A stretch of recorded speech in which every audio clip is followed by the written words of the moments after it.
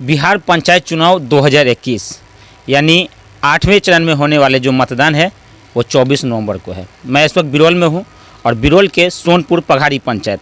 आपको बता दें हमारे बीच मुखिया के उम्मीदवार हैं और लगातार 10 सालों से मुखिया रहे हैं, इस पंचायत की सेवा करते रहे और फिर एक बार हम इनके पास पहुँचे हैं। इनसे जानकारी लेंगे कि आखिर इनका जो कार्यकाल रहा वो कैसा रहा और 10 साल इनका जो कार्यकाल रहा मुखिया का सबसे बड़ी, उनके बारे में जानेंगे। सबसे पहले हमारे बीच जो मुखिया प्रत्याशी है इनसे बात करते हैं। सबसे पहले आपका स्वागत है।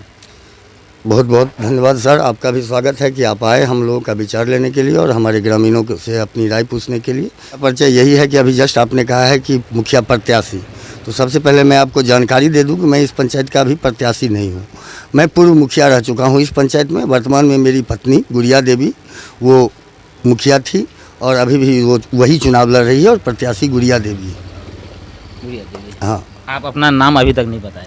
मेरा नाम अमन कुमार झा हुआ, लोग मुझे बम के नाम से जानते हैं। और सबसे पहले मैं 2011 में यहाँ से चुनाव लड़ा था और उस समय में मैं 360 वोटों की भारी अंतर से जीत चुनाव में हासिल किया था और तब से मैं लगातार हूँ। उसके बाद मेरी पत्नी बन रही है और इस बार भी मेरी पत्नी ही बनने वाली है। मुखिया जी के पद पर रहते हुए जनता का जो आपके साथ व्यवहार रहा वो कैसा रहा? सर, सबसे पहले जो भी हमारे पंचायत के लोग आपके चैनल के माध्यम से मुझे देख रहे हैं उनसे मैं प्रणाम करता हूं। और जैसा कि आपने अभी मुझसे पूछा कि 10 साल आपका कैसा रहा, तो मैं आपको पूर्व में भी बता चुका हूं और फिर से आपको बताना चाहता हूं कि जब मैं 2011 में पहली बार इस पंचायत में पंचायत चुनाव लड़ा, तब मैं यहाँ के वर्तमान मुखिया संघ के अध्यक्ष माननीय हमारे गार्जियन हैं, हमारे गांव के सबसे वरिष्ठ व्यक्ति और सबसे सम्मानित व्यक्ति थे रामनाथ झा उर्फ मास्टर साहब उर्फ बिताई बाबा। उनको मैंने 307 वोटों के अंतर से हराया था और उसके बाद 5 साल मेरा जो भी कार्यकाल रहा उसी कार्यकाल के साथ फिर दोबारा मुझे जनादेश मिला। पहली बार मैं 307 वोटों के अंतर से जीता, दूसरी बार मैं लगभग 640-45 वोटों के अंतर से जीता और तीसरी बार का जनादेश बहुत ही जल्दी आप लोगों के समक्ष में आने वाला है। इसलिए मैं कहना चाहूँगा कि अगर मेरा कार्यकाल अच्छा नहीं रहा तो मुझे जनता बार बार क्यों जनादेश दे रही है। विपक्ष में कुछ लोग आपके आचरण पर सवाल उठाते हैं। पिछले कहना चाहेंगे सर, जैसा कि मैंने अभी आपको तुरंत कहा है, आचरण। आपने कहा कि विपक्ष के लोगों के द्वारा आचरण के बारे में सवाल किया जाता है, तो सबसे बड़ी बात है कि आचरण में आप क्या समझ रहे हैं। आपके अनुकूल आचरण करें तो आप समझेंगे कि हम अच्छा हैं, आपके विपरीत आचरण करते हैं तो आप समझते हैं बुरा है। तो वो विपक्ष है, उनका काम है सवाल करना, वो आचरण नहीं। वो मेरे कान के बारे में भी सवाल कर सकते हैं कि इनका कान छोटा है मेरा कान बड़ा है, वो कुछ भी सवाल कर सकते हैं। मेरा काम है जनता के बीच में जाना और अपने क्रियाकलाप को जो जनता जानती है उसके साथ जनता जनादेश देती है और मैं जिस जनता के वोट से जीतता हूँ उसके से जाके पूछिए तो उनके आचरण में बोलते हैं कि आप जैसा मुखिया होना नहीं चाहिए। हर बार भारी मतों से मुझे जिता रहे हैं, तो मेरे लोगों के लिए मेरा जो आचरण पसंद है वो अगर उनको खराब ही आचरण लगता है, वो अगर उनको गुंडा तत्व का ही आचरण लगता है, तो मुझे मेरा यही आचरण पसंद है और मैं इसमें सुधार नहीं कर सकता। इस बार फिर से एक बार चुनाव के मैदान में है, क्या कुछ तैयारी है और क्या रणनीति है आपके चुनाव में? देखिए, चुनाव में तैयारी और रणनीति से मेरा मानना है कि पंचायत चुनाव आप नहीं लड़ सकते हैं और न जीत सकते हैं। पंचायत चुनाव, पंचायती राज चुनाव में सबसे छोटी इकाई होती है। जितना भी आपके लोकतंत्र में चुनाव होता है उसमें पंचायत चुनाव जो है सबसे छोटी इकाई है। यहाँ का चुनाव सीमित जगहों के बीच में होता है। एक पंचायत का चुनाव होता है जिसमें 2 से 4 गाँव होते हैं। 4 गांव के लोग एक दूसरे के आचरण के बारे में, व्यवहार के बारे में पूर्व से ही जानते हैं। सबके बारे में सबके लोगों को पता रहता है। तो वहाँ पर यह रणनीति बना के आप चुनाव नहीं जीत सकते हैं। मेरा मानना है कि जब मैं पहली बार आया तो दिल की नीति बनाई जाती है।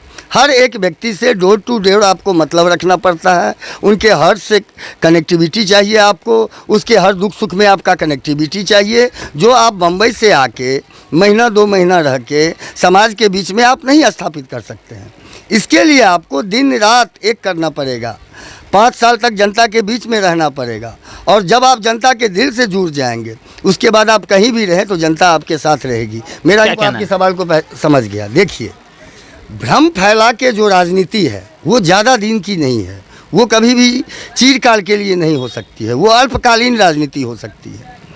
पंचायत का चुनाव क्या है, जिसमें अल्पकालीन आप राजनीति कीजिएगा तो आपकी राजनीति समाप्त हो जाएगी, क्योंकि यहाँ सीमित लोग हैं, वो आपको पहचान जाएंगे। आप खुद जानते हैं, यहाँ के तमाम लोग सोच समझदार लोग हैं, सभी लोगों का मतलब मीडिया से, अखबार के माध्यम से, न्यूज़ के माध्यम से, हर आदमी के हाथ में मोबाइल रहता है, सबको सच्चाई पता है। मैं आपसे पूछना चाहता हूँ कि क्या मुखिया जिसको चाहे उसको इंदिरा आवास दे सकता है? बिल्कुल नहीं दे सकता। तो जब मुखिया बिल्कुल नहीं दे सकता है, ये मुखिया के पावर की चीज़ ही नहीं है।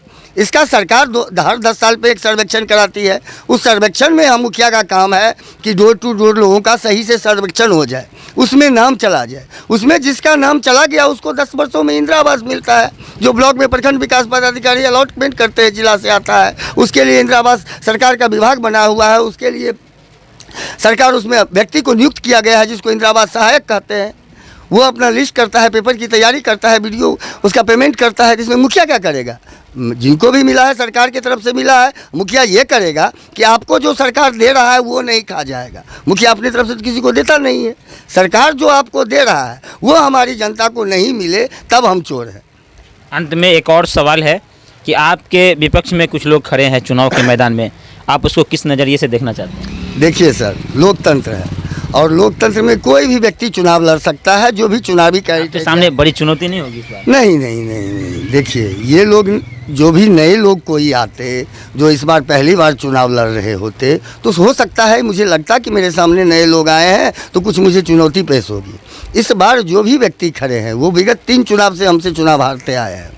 2011 में वो चुनाव हारे, 2016 में चुनाव हारे, फिर इसी बीच में पैक्स का चुनाव हुआ था। हम अपने भाई को खड़ा किए थे, जनता हमारे भाई को समर्थन किया था, वो लड़ा, वो जीता, तो उसमें भी विपक्षी हारे। तो इनको अब हारने की आदत हो गई है और मुझे इन लोगों से निश्चिंतता प्राप्त है कि जिसको 1 बार हराया, 2 बार हराया, 3 बार हराया, अगर मैं कर्म बुरा किया हूँगा तभी हारूँगा।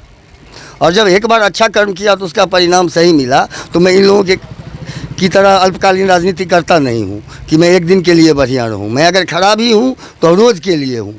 लोग मेरे व्यवहार और आचरण को देखकर ही मुझे पसंद करते हैं और बार बार भारी वोटों से जिताते हैं। इस बार कोई चुनौती नहीं है। हाँ, फिर भी प्रयास कर रहे हैं जो मत अधिक से अधिक हो। उसका कारण है जो मुझे अपना मेरे मन में होता है कि इस बार कम से कम प्रखंड में सबसे अधिक वोटों से जीत कर मुझे आना है। आप जो विपक्षी के बारे में बोले, वो कोई भी विपक्षी अपने समाज के 10 लोगों को पहचानता तक नहीं है। उस हर विपक्षी से पूछिए जो हर 5 साल तक मुंबई दिल्ली में रहते हैं, वहाँ अपने परिवार को लेके रखे हुए हैं।